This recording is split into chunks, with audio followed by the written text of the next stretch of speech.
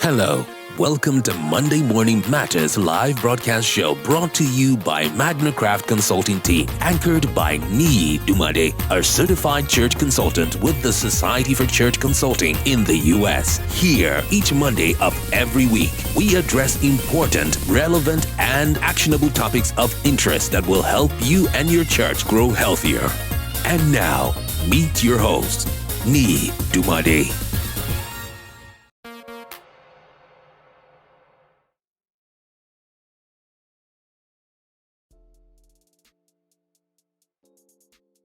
Welcome to this live broadcast show. Thank you for hooking up with me. We are so glad that you are part of this live broadcast. I'm Niyi Dunmade. I'm the founder and the CEO of Magnicraft Consulting. I'm a certified church consultant with the Society for Church Consulting, and Magnicraft Consulting is a church consulting firm that helps churches grow healthier through empirical assessment, trainings, and strategic blueprints. I'm glad to come your way this morning in Nigeria, all the way from the city of Abuja. And so a big thank you to everyone who is making comments, liking our posts, sharing them, giving us super chat on YouTube channel. Please, if you have not subscribed to this channel, please do subscribe to this channel and turn on the notification bell so that when we have some good videos, you'll be able to get that notification to join us in the good juice we are distributing. Okay, and so we're going to go straight on. We are on the ways to increase church attendance, ways to increase church attendance. And I want us to do that quickly today and to be able to get that within 15 minutes. Ways to increase church attendance. In the past 7 Mondays, we have had quite a lot of points because people feel that they have more ways, more wrong ways to increase church attendance than more having ways to increase good ways to increase church attendance. Okay, but let us look at it in the context of what a consultant is giving to you, that there are ways, there are good ways, there are fantastic ways, there are right ways at which you can increase your attendance. Now, typically, I'm talking from a Nigerian perspective. I've kept a church attendance for many years, and I will let you know that the attendance in a year is like what you're seeing on the screen. There's always a build-up at the beginning of the year. At the beginning of the year, then because there's vision casting, there's freshness, and then when we hit the first raining size, you have a dip, and then after a while it goes again, and then a dip towards the end of the year. You see, when the attendance is decreasing or declining, you have a right to be able to employ one of these ways to find a way to cushion up the attendance so that you can be able to maintain growth at all times. So that is what we want to discuss further today. Now, one of the things is there must be a balance between quality and quantity. There must be a balance between quality and quantity. Balance between quality and quantity. Thank you for telling me that the sound is clear. Good. And so for me, you can have a good small church, you can have a bad small church, you can have a good large church, and you can have a bad large church. So the size of the church does not mean that the health of the church depends on the size of the church. You can have somebody who is as big and obese and the person is unhealthy. You can have somebody who is thin and is still unhealthy. So, but the thing is, there is always a tension between size and health. In solving that tension is leading towards or tilting towards one angle will lead also to health. So let's go to where we stopped last week Monday. Last week Monday we stopped at reviewing policies of frequency of Lord's Supper. See, food is something that is very, very important to human beings. In fact, in Acts 6, one of the things that got a lot of troubles was that there was no ministration to a certain group of people who are the widows. See, the Lord's Supper is such that I want to believe that in those days the Lord's Supper was actually a real meal. It was a dinner. You go to the house of the Lord to feast. It's not this small living bread and small cup of wine, though that is what is needed. to make the impact in your spiritual life. So how frequent are you going to be having this love supper? Please go up to the past 1 to 7, and then 1 to 6, and then you of last Mondays, and get all the number 1 to 2022. And so we're going to go back on 23. Expand your advertising budget. Advertising budget. Most churches usually have the propensity to be inwardly focused, to be inward in their activities. And so as a church, you need to have operational policies whereby the church moves their attention towards the community. And so your budget, where do you put your budget? Your activities, are they outward in strategy, outward focused in terms of strategy?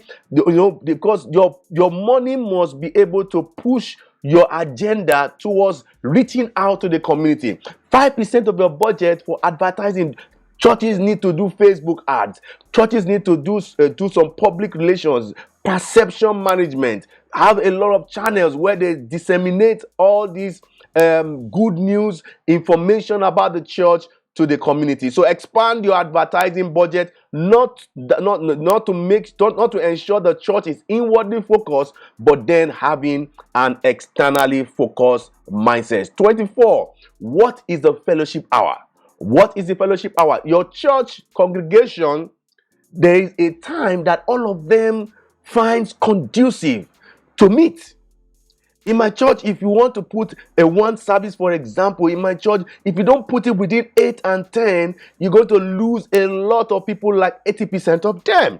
So it's better for you to have a survey of your congregation. What is the best time? You have to think out of the box. The best time might be Sunday night. The best time might be 9 a.m. on Sunday morning. The best time might be Friday night, because there are quite a lot of things that your church members are doing that they need to make sure that there is a convenient time, there is a conducive time for fellowship hour.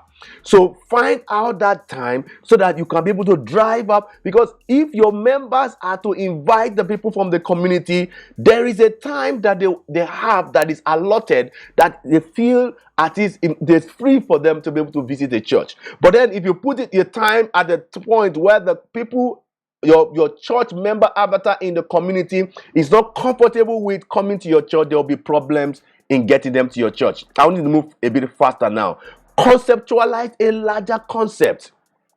Conceptualize a larger concept. You see, as a church, you need to have a kingdom mindset. Think kingdom. A larger context is the kingdom. Okay, the kingdom. I've not seen churches who are concerned about populating the kingdom and their churches do not grow. You see, one of the other points I want to say about considering a larger context is, instead of you thinking of drops, can you think about family units, or thinking of individuals rather?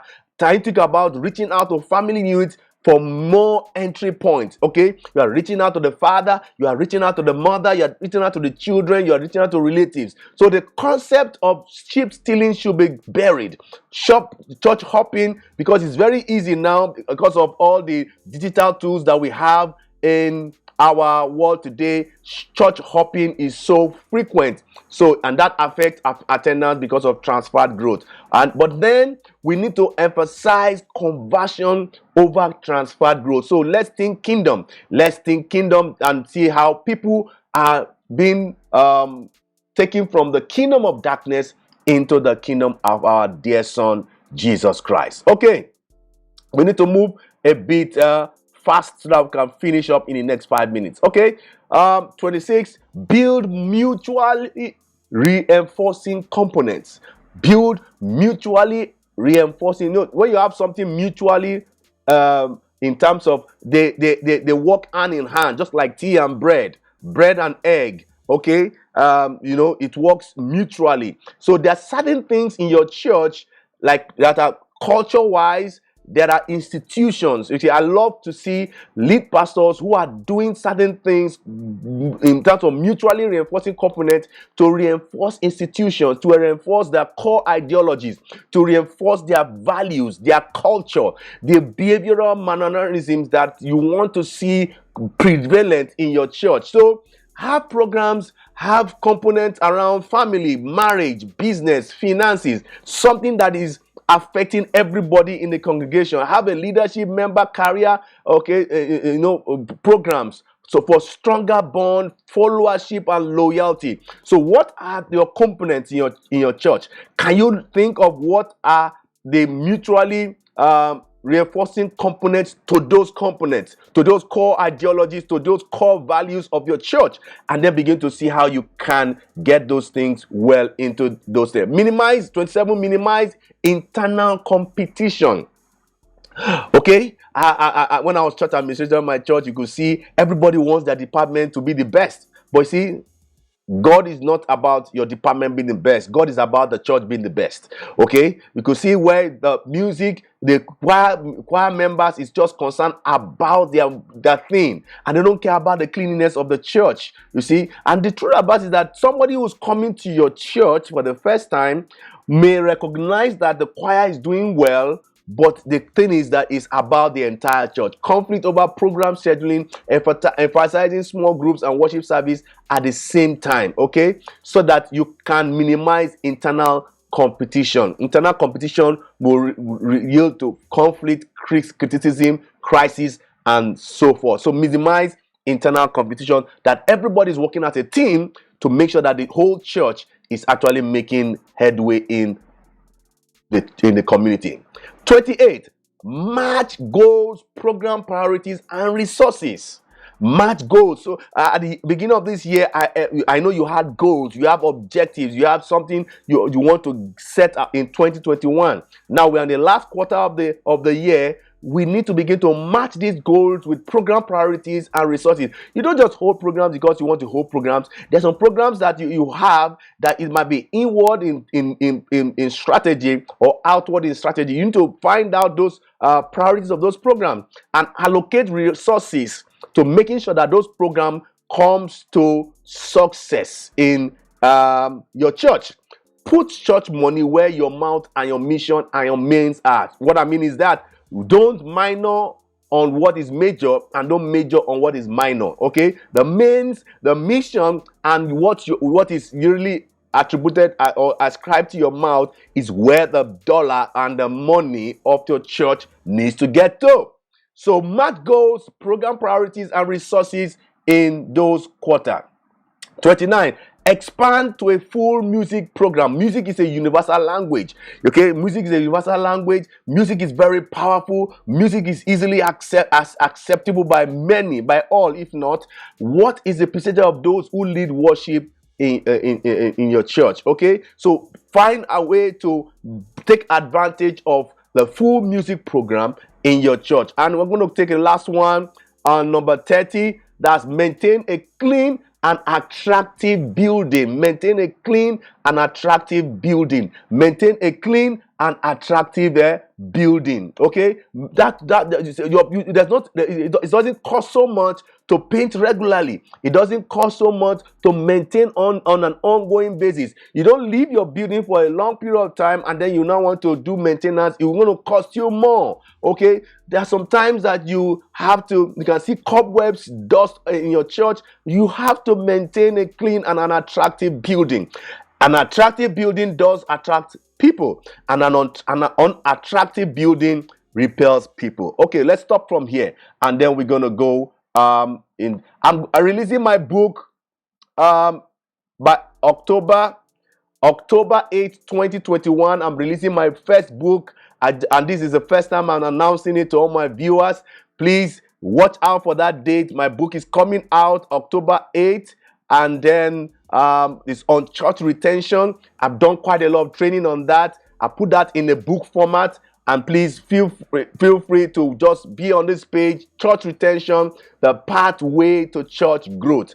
And it's going to come out. All my YouTube fans, all my YouTube channel subscribers, please watch out for this book. It's going to help your church greatly. A lot of pastors are having the desire to see their church grow. But you see, if you understand the concept of church retention, I tell you that your church is going to. So watch out for it. I'm going to start rolling out some good things leading to the release of this book on October 8th, 2021. Perhaps that day also is my birthday. So I'm going to release my first book on my birthday on October 8th, 2021. Watch out for that date. Okay, I want to wrap it up here. Thank you for hooking up me, all my Facebook fans. Thank you for do me a favor to share this to a network person, to your network. Please feel free to do that, to share me out, and I'll be glad that you did. Or you have not subscribed, please subscribe to my YouTube channel, and that will help me to get to more people. Till I come your way, you have any questions, please feel free to hook up with me on all the contacts you have on my social media handles. Please share me out on all these social media handles, and I will see you next week, Monday, continuing the ways to church, to increase church attendance. God bless you till I see you next week, Monday. Bye-bye.